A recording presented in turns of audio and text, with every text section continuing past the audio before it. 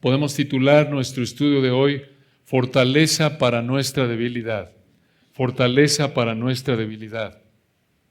Y planeamos ver esto en Isaías capítulos 34 y 35. Isaías capítulos 34 y 35 fueron escritos para dar fortaleza espiritual. Y esta fortaleza espiritual viene por entender que en estos dos capítulos de Isaías, el Señor muestra su juicio mundial junto con su reino mundial. En Isaías capítulos 34 y 35 vemos cómo Dios actuará en el futuro al juzgar al mundo y al establecer su reino aquí en la tierra. Podemos decir que Apocalipsis capítulos 6 al 19 están comprimidos en Isaías capítulo 34 y Apocalipsis capítulo 20 está comprimido en Isaías 35. Que hay en Apocalipsis capítulo 6 al 19 los 7 años de la tribulación futura, los juicios de los sellos, las trompetas, las copas, todo eso que es detallado en Apocalipsis 6 al 19 está comprimido, por así decirlo, aquí en Isaías capítulo 34. Y de la misma manera Apocalipsis 20, el reino milenial, está comprimido, por así decirlo, en Isaías 35. Claro que el Espíritu Santo no dio tantos detalles en el momento que reveló Isaías 34 y 35, pero llenó los espacios en blanco, por así decirlo, siglos después a través del libro de Apocalipsis. Entonces, podemos decir que Isaías 34 revela de manera general lo que revela Apocalipsis de manera detallada en los capítulos 6 al 19. E Isaías 35 describe lo que el Señor revela en Apocalipsis 20. Ahora, debemos recordar que el Señor usó a Isaías para profetizar lo que encontramos aquí y en el resto de su libro desde alrededor del 739 al 686 a.C. Y a lo largo de su profecía, de sus 66 capítulos de Isaías, el profeta condenó, pero también consoló a Judá, el reino del sur de la nación de Israel. Realmente no conocemos la fecha en la que Isaías presentó estos dos capítulos, Isaías 34 y 35, pero lo que dicen parece indicar que son la culminación de los temas de juicio y el reino que vemos en los primeros 33 capítulos de Isaías. Ahora, para darles una idea de qué tratan estos dos capítulos, vayan a Isaías 35, versículo 4. Isaías 35, 4, aquí tenemos el resumen de Isaías capítulos 34 y 35. Vean el resumen y su aplicación de Isaías capítulos 34 y 35 en Isaías 35, versículo 4. Dice: Decida los de corazón apocado, esforzaos, no temáis. He aquí que vuestro Dios viene con retribución, con pago. Dios mismo vendrá y os salvará. Ahí tienen de qué trata y cómo se aplica a la audiencia original, Isaías capítulos 34 y 35. Y en estos dos capítulos vemos el juicio y el reino mundiales de Dios para fortalecerte espiritualmente. El juicio y el reino mundiales de Dios para fortalecerte espiritualmente. En primer lugar vemos el juicio mundial de Dios en Isaías 34 y en segundo lugar el reino mundial de Dios en Isaías 35. El juicio y el reino, veamos en primer lugar el juicio mundial de Dios en Isaías 34. Vean el juicio mundial de Dios, comenzando en Isaías 34:1. Acercaos, naciones, juntaos para oír, y vosotros, pueblos, escuchad, o en el hebreo, pongan atención, escuchen con cuidado. Y sigue el versículo 1 al final: oiga la tierra y cuanto en ella hay, el mundo y todo lo que produce. Aquí en el versículo 1, Dios manda a las naciones a poner atención. Claro que los israelitas de Judá que oyeron esto por primera vez, debían poner atención. Ellos eran la audiencia primordial. ¿Por qué debían escuchar con atención? El versículo 2 nos explica. Vean Isaías 34:2. Porque Jehová está airado, está enojado contra todas las naciones e indignado. Una pausa ahí. ¿Acaso Dios se enoja de manera pecaminosa como nosotros porque se impacienta o porque no hizo lo que quiso o porque se ofendió y quiere vengarse? Por supuesto que no. La ira de Dios a la que se refiere aquí Isaías 34:2 es un enojo perfecto, santo, justo, en respuesta al pecado. Y observen contra quién está enojado Dios aquí. Versículo 2 continúa. Isaías 34:2. Contra todo el ejército de ellas. ¿Quiénes son ellas? Las naciones del principio del versículo. Esta frase, todo el ejército de ellas, se puede referir a los soldados de las naciones o a toda la población de las naciones. Y vean lo que dice el final del versículo 2. Las destruirá y las entregará al matadero. Muy fuerte esta frase. El versículo 2 presenta en términos generales lo peor que un ser humano puede hacer y el peligro más grande que puede enfrentar. ¿Sabes qué es lo peor que puedes hacer como ser humano? Pecar. Pecar. ¿Sabes por qué? Porque te expone a lo más peligroso que puedes enfrentar. ¿Qué es lo más peligroso que puedes enfrentar? La ira de Dios. La ira de Dios. El versículo 2 dice que Dios va a masacrar a las naciones. ¿Por qué? Ya lo dijimos, por su pecado. Esto lo ha mostrado Isaías en los capítulos 13 hasta el 33. Ahora, ¿cuándo es que Dios va a matar a las naciones debido a su pecado? En el futuro, en los juicios de la tribulación futura de 7 años, culminando con la segunda venida. Esto lo vemos en el resto del capítulo 34, con más detalles en Apocalipsis capítulo 6 al 19. Esto es parte de la razón, hermanos, por las que la vida, muerte y resurrección perfectas de nuestro amado Señor Jesucristo es tan glorioso, porque Él nos libra de la ira venidera. Si estamos en Cristo, únicamente por la fe arrepentida, únicamente por gracia, no por nada que hayamos hecho para ganarnos la salvación, solo por lo que Cristo es y ha hecho en su vida, muerte y resurrección, hemos sido librados de la ira venidera. Por eso estar ausentes del cuerpo es estar presentes al Señor. Por eso un creyente cuando muere ya está en el cielo. Así es. ¿Por qué? Porque Cristo ya absorbió la ira que nosotros como creyentes merecíamos. Recuerden, como dijo alguien, en la cruz Dios trató a Cristo como si hubiera cometido todos los pecados de los que creemos en Él. Y a nosotros nos trata como si hubiéramos vivido la vida perfecta de Cristo. Es la única manera de entrar al cielo. El requisito para entrar al cielo es ser igual de perfectos, igual de santos que Dios. ¿Quién puede cumplir con eso cuando no hay hombre que no peque?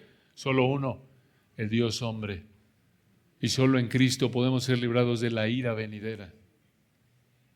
Y vean ahí en el versículo 3 sigue describiendo este juicio terrible que viene contra el mundo sin Cristo, el mundo que rechaza a Cristo. Isaías 34:3. Y los muertos, recuerden, en el versículo 2 al final, las entregará al matadero a las naciones. De nuevo, esto va a ser una masacre. Y versículo 3, y los muertos de ellas, de las naciones, serán arrojados, y de sus cadáveres se levantará hedor. Esta frase significa que sus cuerpos muertos no van a ser sepultados. En la época de Isaías, esto habría sido considerado algo vergonzoso y despreciable. Y vean esta descripción al final del 3, alarmante, Isaías 34:3, y los montes se disolverán por la sangre de ellos. El versículo 3, hermanos, presenta una realidad horrenda. Esto no es figurado. Aquí vemos una cantidad enorme de cadáveres por todos lados. Y estos cadáveres, versículo 3, estarán en estado de putrefacción, despidiendo un olor insoportable. Esto va a ser como una morgue al aire libre y encima de eso sangre por todos lados. Esto va a ser una carnicería. Hay otro lugar, solo hay otro lugar en la Biblia donde se describe una matanza tan terrible. ¿Recuerdan dónde es? En Apocalipsis 19, 17 al 21. Apocalipsis 19, 17 al 21. Ahí está la batalla del Armagedón. Ahí concluirán los 7 años de la tribulación futura, cuando el Señor regrese y mate a muchísimos incrédulos rebeldes. Y así como lo vemos aquí en Isaías 34:3, van a haber tantos cadáveres en ese día, que dice Apocalipsis 19, 17 y 18, que Dios manda un ángel para que le diga a todas las aves que vuelan en medio del cielo: venid y congregaos a la gran cena de Dios, para que comáis carnes de reyes y de capitanes, y carnes de fuertes, carnes de caballos y de sus jinetes, y carnes de todos, libres y esclavos, pequeños y grandes.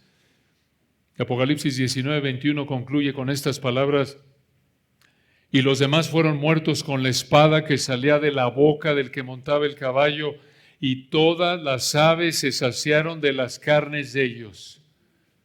¿Quién es el que monta el caballo en Apocalipsis 19?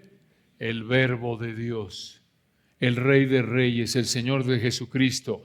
¿Fueron muertos con la espada que salía de la boca de él? Sí, solo con hablar los va a matar. Entonces, la manera más natural de entender Isaías 34:3 por los versículos que vienen antes y después es que esto apunta a la matanza de la batalla del Armagedón. Y observen versículo 4, cómo es que continúa aquí el Espíritu Santo a través de Isaías describiendo este juicio mundial. Isaías 34:4. Y todo el ejército de los cielos se disolverá, y se enrollarán los cielos como un libro, y caerá todo su ejército, como se cae la hoja de la parra y como se cae la de la higuera. Parece que la mejor manera de entender esto es que va a desaparecer el cielo, va a haber una lluvia de meteoritos, y de hecho, ustedes recuerdan, de acuerdo con Apocalipsis 6, 13 y 14, esto es parte del sexto sello en la tribulación. Esto va a pasar de nuevo en el futuro, durante la tribulación de 7 años aquí en la tierra, cuando ya no estemos como iglesia, porque vemos cómo el Señor va a llevarse a la iglesia en el rapto antes de la tribulación y después derrama estos juicios. Y hay muchos indicadores de eso en la Escritura, varios, pero lo vemos simplemente en Apocalipsis capítulos 2 y 3. Ahí se escribe a las 7 iglesias de Asia, ¿recuerdan? Y no se vuelve a usar la palabra iglesia después de Apocalipsis capítulo 3. Y encontramos en Apocalipsis 4 y 5 a los ancianos que representan a la iglesia, creemos, es la manera más natural de entenderlo. Y ya después el Señor desatará sus juicios, no vuelve a aparecer la palabra iglesia en el resto de Apocalipsis. Un indicador, entre otros, de que el Señor va a venir por su iglesia antes de él, que Él derrame estos 7 años, estos juicios en los 7 años de la tribulación futura. Pero vean esto, hermanos, aquí en los versículos 5 al 7, vean por favor la magnitud del poder, el control del Señor para derramar estos juicios sobre el mundo. Aquí en los versículos 5 al 7, el Señor sigue describiendo su juicio mundial. Pero observen que lo describe como si fuera una matanza de animales ofrecidos en sacrificio. Vean Isaías 34:5. Dice el versículo 5, porque en los cielos se embriagará mi espada. En otras palabras, así como un borracho ha consumido mucho alcohol, así esta espada ha matado a muchos.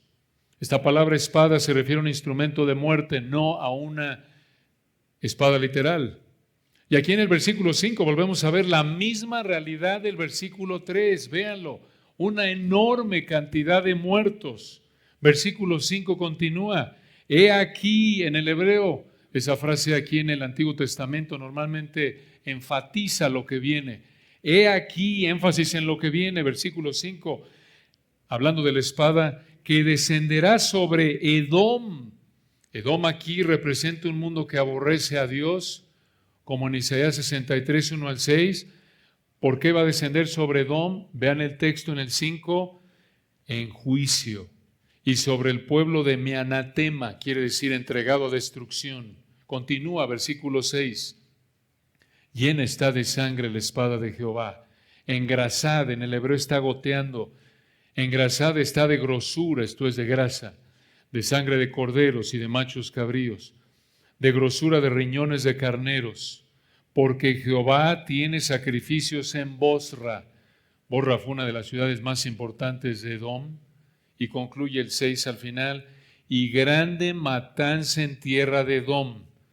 Vuelve a enfatizar, ahí esto va a ser una masacre, versículo 7, y con ellos caerán búfalos y toros con becerros, y su tierra se embriagará de sangre, y su polvo se engrasará de grosura. La idea aquí de los versículos 6 y 7 es que Dios va a matar a las naciones como si fueran animales para ser sacrificados. ¿Por qué? ¿Por qué va a actuar el Señor de esta manera? Versículo 8 nos da la razón. Porque es día de venganza de Jehová, año de retribuciones en el pleito de Sión. ¿Qué es esto? Este es el juicio de Dios contra toda nación. Como lo vimos en el versículo 4, estos son los juicios de Dios contra el mundo que están por venir. Ya explicamos en el futuro, en los juicios de los sellos, las copas y las trompetas de la tribulación futura de Apocalipsis capítulo 6 al 18. Vean al final, al principio del 8 otra vez, Isaías 34, 8, esa frase tan importante, porque es día de venganza de Jehová.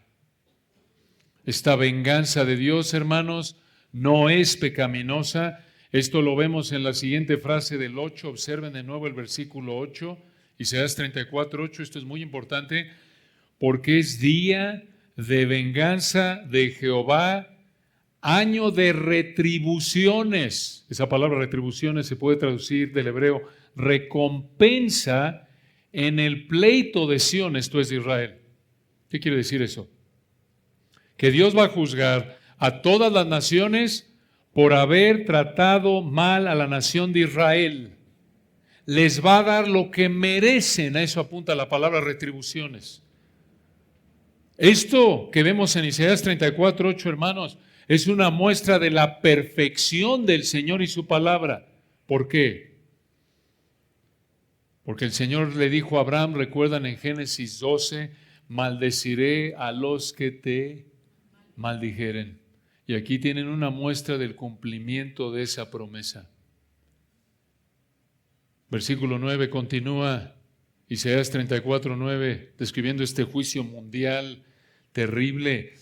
Isaías 34, 9, y sus arroyos se convertirán en brea, y su polvo en azufre, y su tierra en brea ardiente. Esto parece apuntar a una erupción volcánica. Si es así, esto incluiría lava y podría de nuevo encajar bien con los juicios que vienen en Apocalipsis capítulo 6 al 18.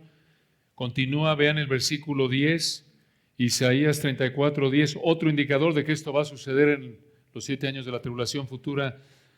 Vean Isaías 34, 10.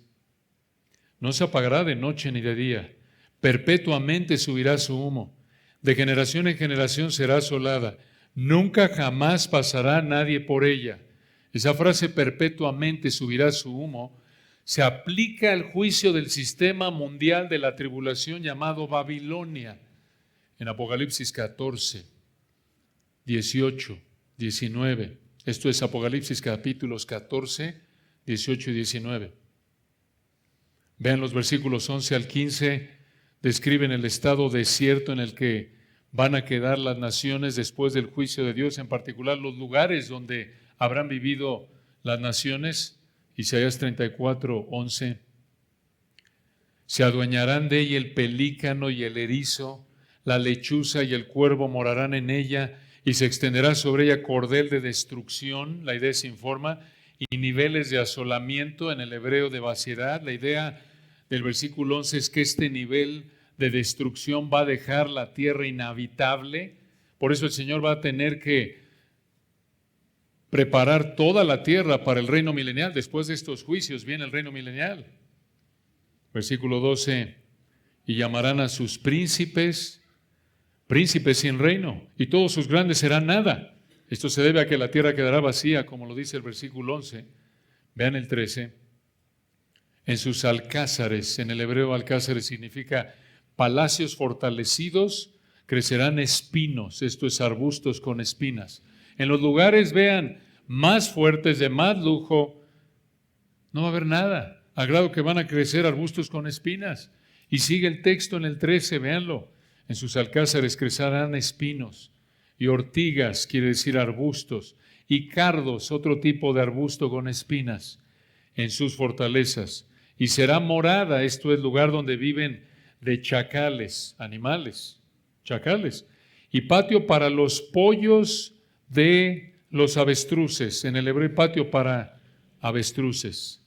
Versículo 14 continúa, las fieras del desierto se encontrarán con las hienas, y la cabra salvaje gritará a su compañero, la lechuza también tendrá allí morada, y hallará para sí reposo. 15, allí anidará el búho, pondrá sus huevos, y sacará sus pollos, y los juntará debajo de sus alas. También se juntarán allí buitres, cada uno con su compañera. Los versículos 13 al 15 describen la condición desierta de la tierra después del juicio tan intenso de Dios. Pero vean el versículo 16. Vean el control del Señor sobre cada uno de estos detalles. Todo esto se va a cumplir tal como Él lo escribió en su palabra. Obsérvenlo en Isaías 34, 16. Inquirid es un mandato. Inquirid en el libro, se refiere a un rollo, pergamino. Vean el texto en el 16 de nuevo. Inquirid en el libro de Jehová. Y otro mandato, y leed si faltó alguno de ellos, ninguno faltó con su compañera. Esto se refiere a los animales del versículo 15. ¿Por qué pasó todo esto? ¿Por qué va a pasar todo esto? Aquí está la clave. Versículo 16 al final. Porque su boca mandó y lo reunió su mismo espíritu. ¿Qué es esto? El control de Dios que va a hacer que esto suceda para cumplir su palabra tal como Él lo ha dicho. Vean versículo 17, hermanos, tan importante esto. Isaías 34, 17, y Él les echó suertes, y su mano les repartió con cordel. Suerte es una manera de tomar decisiones en el Antiguo Testamento, pero la idea aquí, vean, en el 17, y Él les echó suertes, y su mano les repartió con cordel. Para siempre la tendrán por heredad, de generación en generación morarán allí. El versículo 17 usa ideas y frases iguales a Números 26, 55 y 56 y Josué 18, 4 al 6. ¿Por qué es importante eso? Porque la idea, escuchen, del versículo 17 junto con el 16 es esta. Dios determinó el lugar donde vivió Edom y le dio ese lugar a estos animales de los versículos 11 al 15. Y aquí volvemos a ver la soberanía de Dios en todo esto. Escuchen, el Señor controla cada detalle de su juicio. Esa es la idea aquí. El Señor controla cada detalle de su juicio. Esto indica que el juicio del Señor no es una explosión de furia pecaminosa, incontrolable, que destruye todo a su paso, incluyendo a gente que no merece morir. Jamás. El juicio del Señor, hermanos, es quirúrgico. Es como la operación más cuidadosa y precisa que el ser humano puede conocer. Esto muestra de nuevo su control, su ira perfecta, su santidad, su soberanía. Podemos pensarlo así. Un avión no despega y vuela y aterriza ahí más o menos cerca de la pista de aterrizaje del aeropuerto. Digo, los pilotos no dicen, acércate y si no le atinamos, no pasa nada. Digo, podemos aterrizar en la calle de al lado y si nos llevamos uno que otro coche y perdemos un ala y matamos una que otra persona, no pasa nada, lo importante es aterrizar. No, es exacto. Despega, vuela y aterriza con precisión. El Señor planea y ejecuta su ira con más precisión que el vuelo y el aterrizaje de un avión. De nuevo, su juicio es más preciso que la mejor cirugía microscópica, laparoscópica que pueda realizar la mano humana. Y esto, hermanos, nos debe motivar a adorarlo por sus perfecciones. Jamás se equivoca. Como dice Deuteronomio 32:4, lo explicábamos ayer en la conferencia y lo leyeron hace poco en su lectura dominical aquí en la iglesia por la mañana. En Deuteronomio 32:4, Él es la roca cuya obra es perfecta, porque todos sus caminos son rectitud, Dios de verdad y sin ninguna iniquidad en Él. Es justo y recto.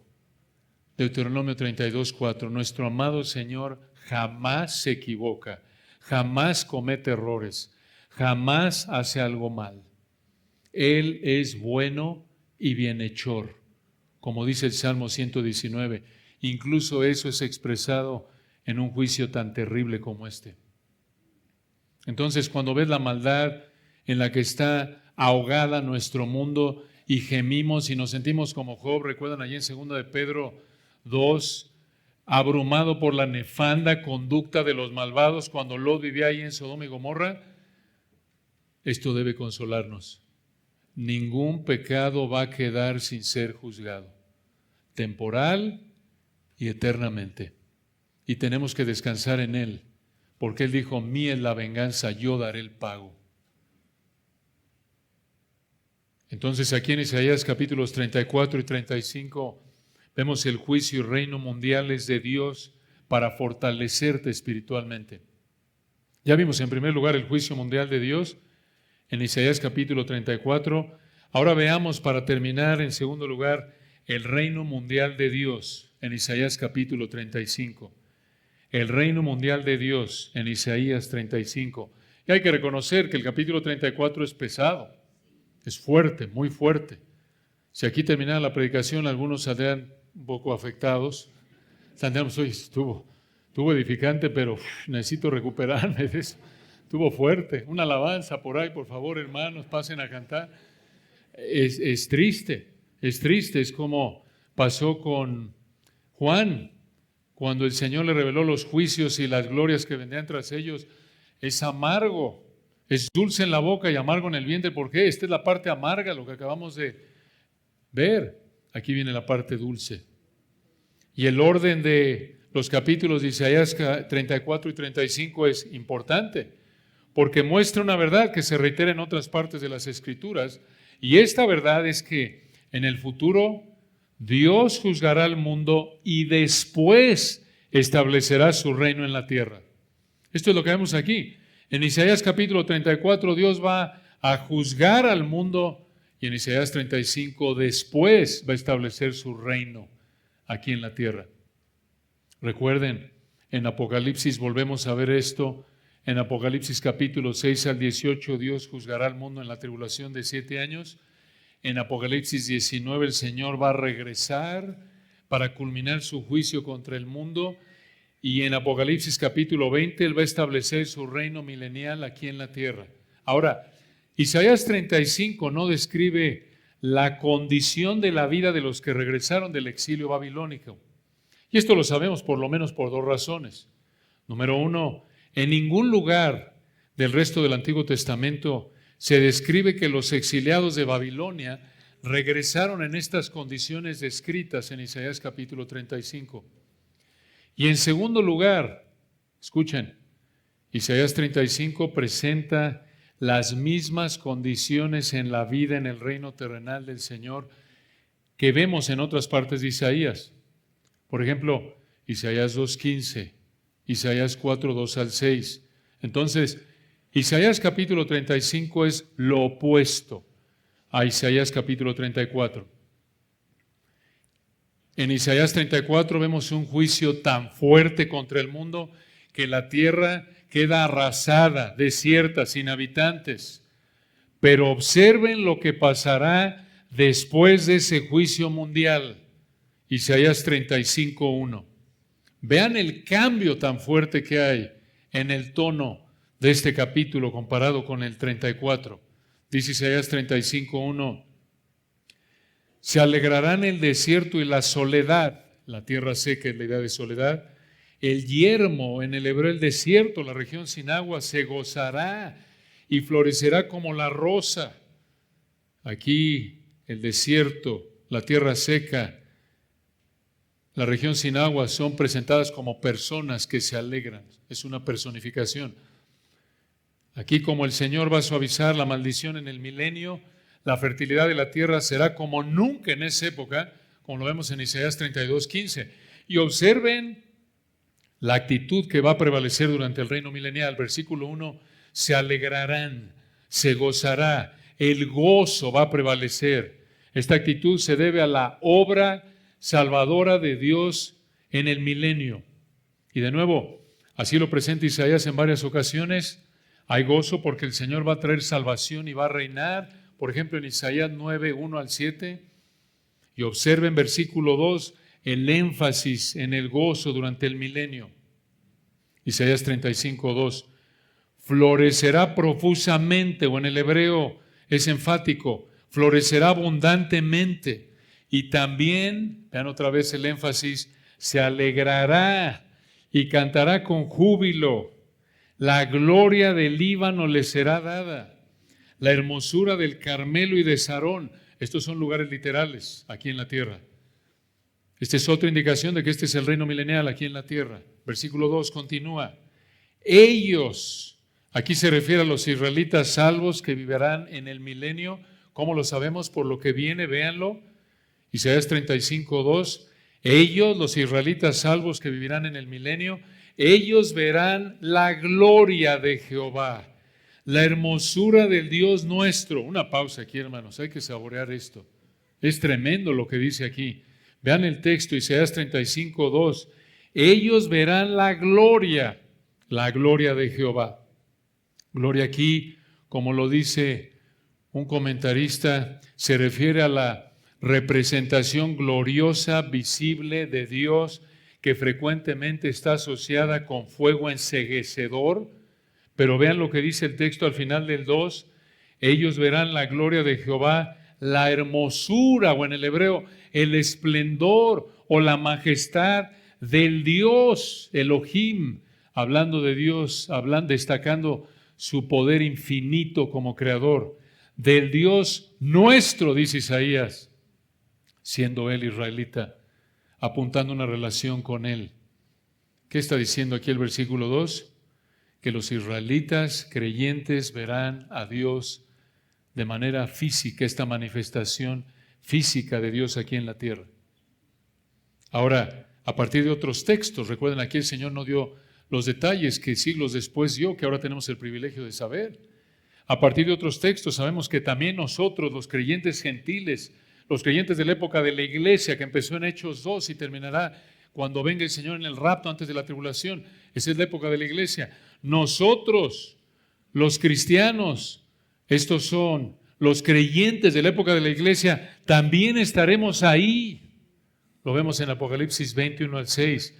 Y junto con todos los demás creyentes de la historia, vamos a ver esto del versículo 2. Veremos la gloria de Jehová, la hermosura del Dios nuestro. Lo vamos a ver de manera física. Sabemos que este es el Dios eterno, el príncipe de paz, el Dios hombre. Isaías 9:7 dice que estará reinando aquí en la tierra. En otras palabras, hermanos, veremos físicamente al Señor Jesucristo en su cuerpo resucitado en toda su gloria. Y nosotros estaremos como cristianos genuinos, con cuerpos de la época de la iglesia, con cuerpos de resurrección, en semejanza al cuerpo de la gloria suya, físicos como el de Él. En el milenio entonces va a haber gozo abundante. ¿Por qué? ¿Por qué? Ya podemos entender por qué. Versículo 1, regresen ahí. Se alegrarán el desierto y la soledad. El yermo se gozará y florecerá como la rosa. Versículo 2. También se alegrará y cantará con júbilo. ¿Por qué? ¿Por qué tanto gozo? Porque ellos verán la gloria de Jehová, la hermosura del Dios nuestro. Esta es la razón primordial por la que en el milenio va a haber gozo abundante, porque Jehová, Elohim encarnado, el Dios hombre glorificado, va a estar aquí en la tierra, en Jerusalén. Y ahí vamos a estar nosotros. Esta realidad de que habrá gozo abundante en la presencia del Rey debía animar a los que estaban espiritualmente débiles. Véanlo ahí en el versículo 3. Porque es importante recordar, hermanos, los que oyeron esto por primera vez, varios de ellos habrían estado en la cautividad babilónica, lejos de su tierra. Y esto les habría animado, lejos de su tierra, expatriados bajo juicio. Y oír esto los habría animado. Por eso el versículo 3 les dijo esto, escuchen. Fortaleced, dos mandatos aquí en el 3. Primer mandato, fortaleced las manos cansadas. O fortaleced las manos débiles. Segundo mandato, afirmad las rodillas endebles. Aquí el texto no nos dice qué era lo que debilitaba a los israelitas que escucharon esto por primera vez.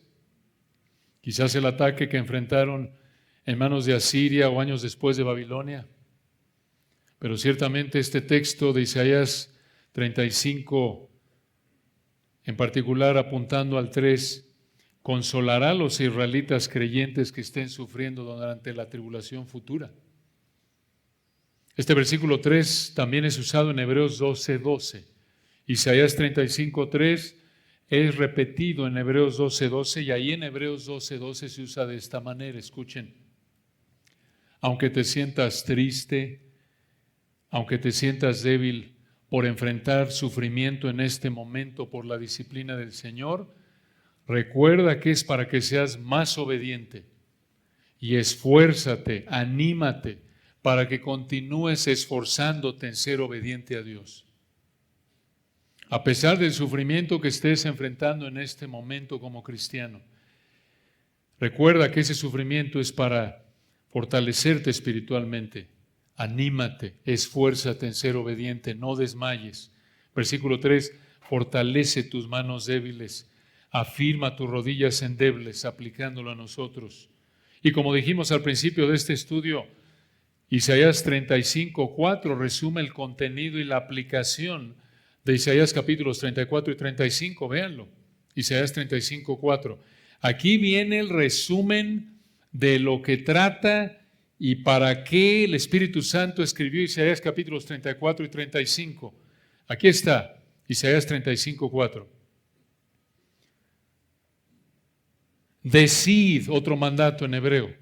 Decid a los de corazón apocado, a los de corazón en el hebreo aterrado, desmayado. Y aquí viene otro mandato. Esforzaos, o en el hebreo sean fuertes, no temáis. He aquí, énfasis en lo que viene, que vuestro Dios, otra vez usando esa palabra hermosa Elohim, el creador de poder infinito, viene con retribución, en el hebreo, viene con venganza, con pago, o en el hebreo con recompensa.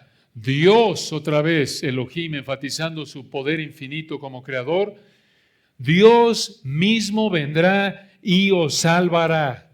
Esto es hermoso. Los israelitas espiritualmente débiles debían fortalecerse al entender que el Dios de poder inmenso vendrá a juzgar a sus enemigos y los va a salvar a ellos.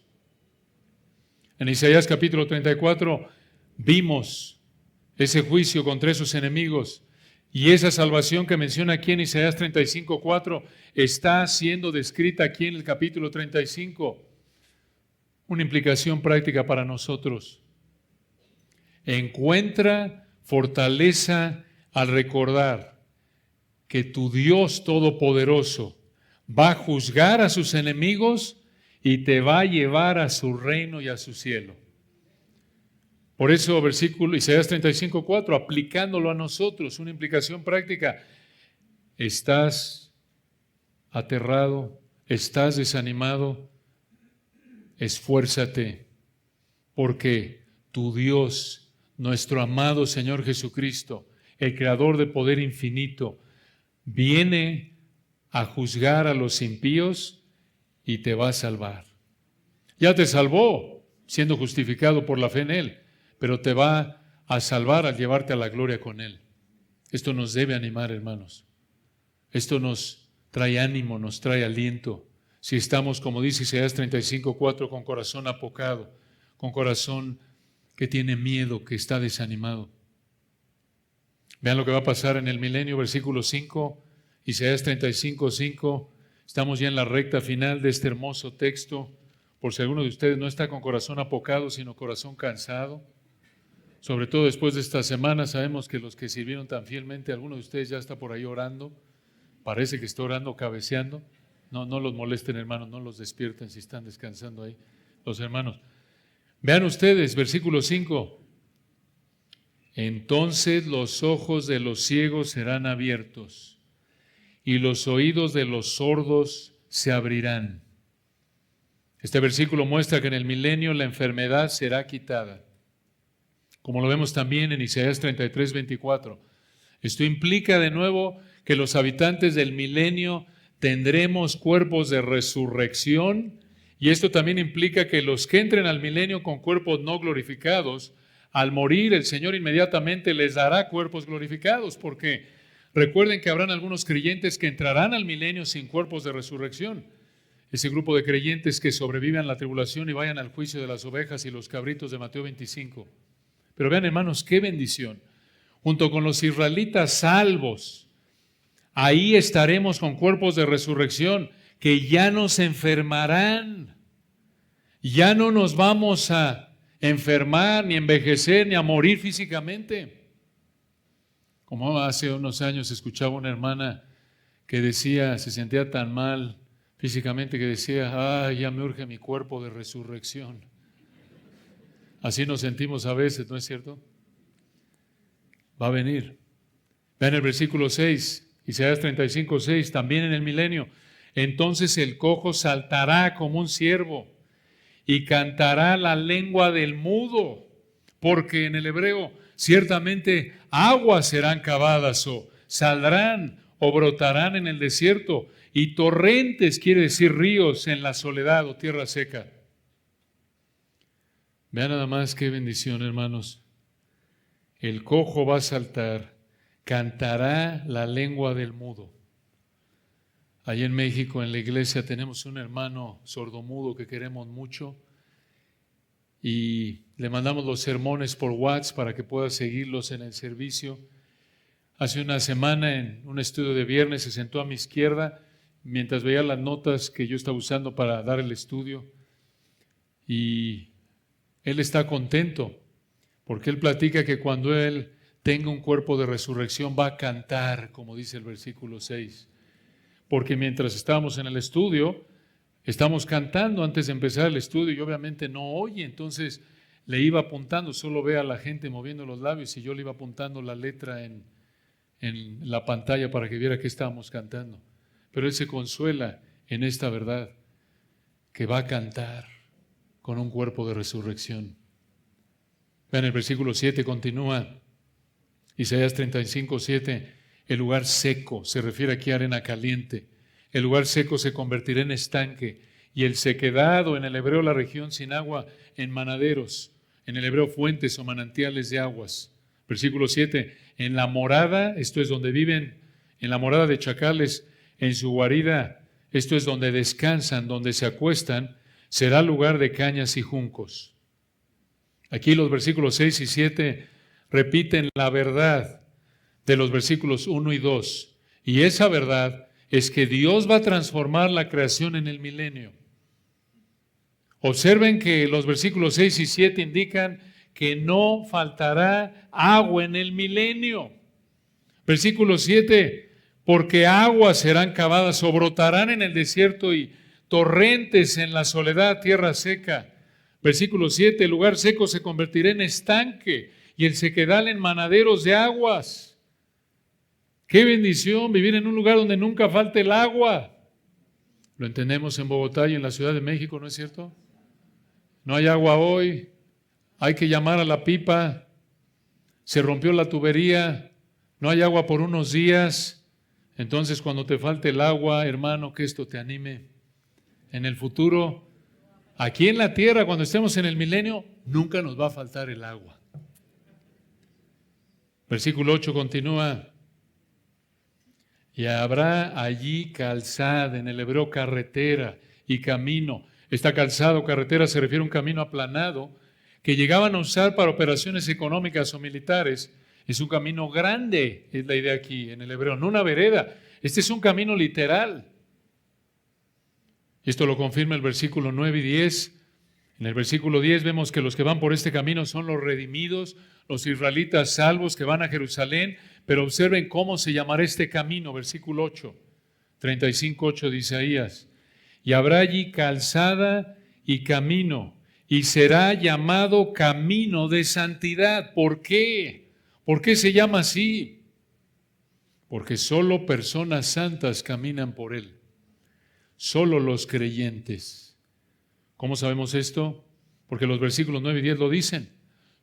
Solo los redimidos, los santos, que es otra manera de referirnos a los creyentes. Solo ellos caminarán por él. Véanlo, versículo 8. Y habrá allí calzada y camino, y será llamado camino de santidad. No pasará inmundo por él, esto es, ningún incrédulo irá por ese camino. Recuerden, al principio del milenio únicamente habrán creyentes en la tierra. Y concluye, vean el versículo 8, sino que Él mismo estará con ellos. El que anduviere en este camino, por torpe que sea, no se extraviará. Y otra vez algunos de nosotros nos perdemos aún con el mapa del teléfono. Así somos, pero por torpe que seamos no nos vamos a extraviar. Pero la realidad más hermosa del versículo 8 es esta, la frase, Él mismo estará con ellos. ¿Quién? ¿Quién es Él? Ya lo vimos allá atrás, hermanos, versículo 4. Dios mismo vendrá, os salvará. Esto es hermoso. ¿Quién es? Versículo 8. Él mismo estará con ellos. Isaías 35:2. Ellos verán la gloria de Jehová, la hermosura del Dios nuestro. Isaías 35:4. He aquí vuestro Dios viene con retribución, con pago. Dios mismo vendrá.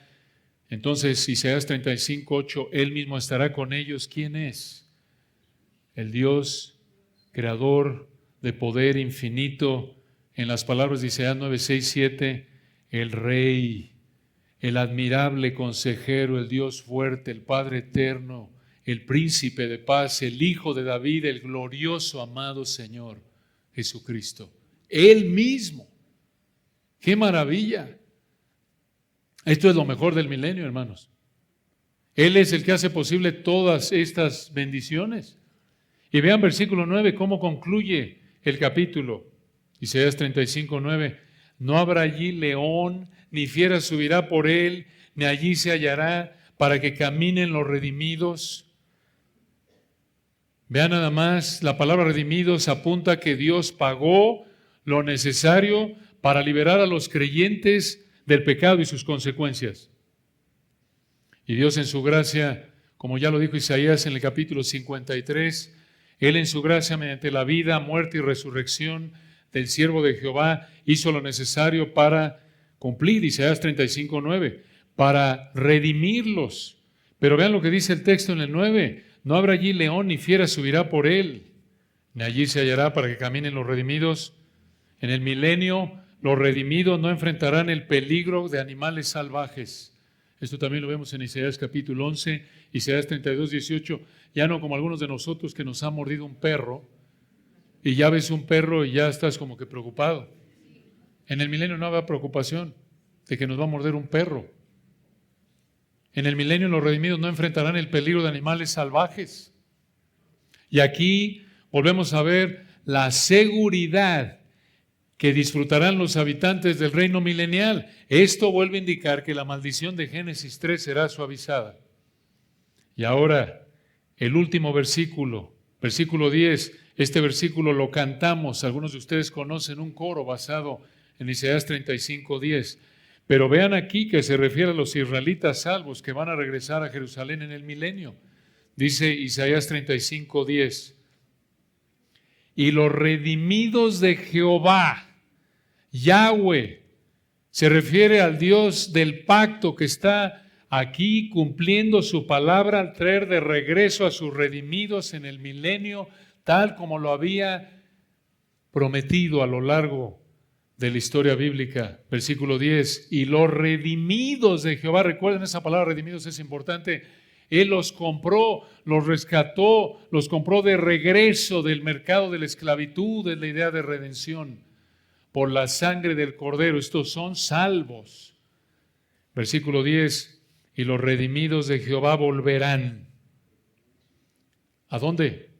Y vendrán a Sión. ¿Qué Sión? Jerusalén, aquí en la tierra, en el milenio. Pero vean cómo van a regresar, versículo 10 al final. Y los redimidos de Jehová volverán y vendrán a Sión con alegría, y gozo perpetuo será sobre sus cabezas, y tendrán gozo y alegría, y huirán la tristeza. En el hebreo, huirá el problema, el tormento y el gemido. En el milenio, hermanos, se acabará la tristeza para Israel. ¿Cómo necesita la nación de Israel oír esto en la actualidad, no es cierto? Y debemos orar por ellos, que el Señor los salve. Al final el Señor va a cumplir sus promesas, sí, pero debemos amarlos, orar porque el Señor los bendiga, orar por su paz. Así como Pablo amaba a los israelitas en Romanos capítulo 9, 10, desearía yo mismo ser anatema, separado de Dios por amor. Recuerdan a mis compatriotas israelitas, que Dios los salve, que crean. Entendemos que por ahora están bajo un juicio temporal, pero el Señor los va a restaurar, como lo vemos aquí y en otras partes de la Biblia. Va a salvar a los israelitas escogidos en esa época. Vean, hermanos, que ese gozo, versículo 10, será perpetuo. ¿Por qué? Perpetuo, eterno, ¿cómo? Porque del milenio, Apocalipsis 20, pasaremos a Apocalipsis capítulos 21 y 22, a los cielos nuevos y la tierra nueva. Esto es gozo perpetuo. Esta verdad se aplica a todo creyente de toda la historia, de toda nación, aunque esto es en la intención original del pasaje para Israel. Esta verdad se aplica a todo creyente de toda la historia, de toda nación. ¿Por qué? Porque en el milenio habrán creyentes de toda nación. Esto lo vemos en varias partes de Isaías, por ejemplo en Isaías 42:1. Entonces, hermanos, en el milenio ya no enfrentaremos tristeza y sufrimiento, sino únicamente gozo. Y de ahí por toda la eternidad. Recuerden, el Señor lo dice, entra en el gozo de tu Señor. ¿Por qué? ¿Por qué únicamente disfrutaremos de gozo en el milenio y en el estado eterno? Porque versículo 10 al final, huirán la tristeza y el gemido. Ya no enfrentaremos sufrimiento, tristeza, dolor, porque la maldición será suavizada, porque el Rey glorioso, nuestro bendito Señor Jesucristo, estará aquí, como lo vemos en el versículo 8. Él mismo estará con ellos, Él mismo estará con nosotros. Concluimos como dijo Juan en Apocalipsis, amén. Ven, Señor Jesús. Oremos. Padre, qué texto. Nos consuela, nos anima, nos confronta. Gracias por tu palabra bendita. Es tan rica, Padre, tan rica. Cada parte de ella, cada palabra, cada frase, cada versículo, hay tanto en ella. Te alabamos, te bendecimos, te agradecemos por el regalo de gracia que es tu palabra. Gracias por el amor que nos das por ella. Gracias por darnos el deseo y la capacidad de entenderla, proclamarla. Gracias porque esto refleja el amor que has derramado en nuestros corazones por tu Espíritu. Gracias, Señor, porque nosotros te amamos, porque tú nos amaste primero. Y al mismo tiempo, como decíamos hace un momento, estudiar un pasaje como este, Señor, nos recuerda a Juan, a Ezequiel, es agridulce. Nos duele pensar en el juicio que les espera a aquellos que rechacen tu amor. Y por eso oramos como nos mandas, por todos los hombres, en 1 Timoteo 2, por todos los gobernantes. Oramos por todo incrédulo en este mundo. Cómo anhelamos que escuchen el Evangelio y vengan a tus pies. Aunque sabemos que tus escogidos, tú los salvarás en tu tiempo, pero oramos por todos los hombres y oramos porque tú nos des sabiduría, gracia, oportunidades para seguir evangelizando a nuestros parientes, vecinos, gente que traes a nuestra vida diariamente que no te conoce y que anhelamos y rogamos que los traigas a tus pies. Oramos por la nación de Israel también, por su paz. Anhelamos su bendición, oramos por su bendición, sabemos que lo vas a hacer y oramos también por ella. Amamos a la nación de Israel porque tú la amas y es tu nación escogida y oramos porque tú cumplas estas promesas en ellas y al mismo tiempo anhelamos, ¿cómo anhelamos que la generación actual de israelitas oiga el Evangelio y venga a tus pies? Y te alabamos, Señor bendito, por estas promesas gloriosas que nos consuelan, nos animan. Ayúdanos, Padre, si alguien en esta mañana no te conoce, que abra su entendimiento y entienda que va camino a tu ira, si muere sin haberse arrepentido, sin haber disfrutado del perdón de pecados en Cristo, y que clame a ti, y que venga a ti en arrepentimiento y fe. Oramos, Señor, por hermanos que están sufriendo en esta mañana, que tú los consueles, que tú los fortalezcas, que tú les des sabiduría para honrarte en la situación en la que están, que tú les concedas las peticiones de su corazón conforme a tu voluntad. Gracias, Señor, por este regalo de gracia de haber estado juntos en esta mañana.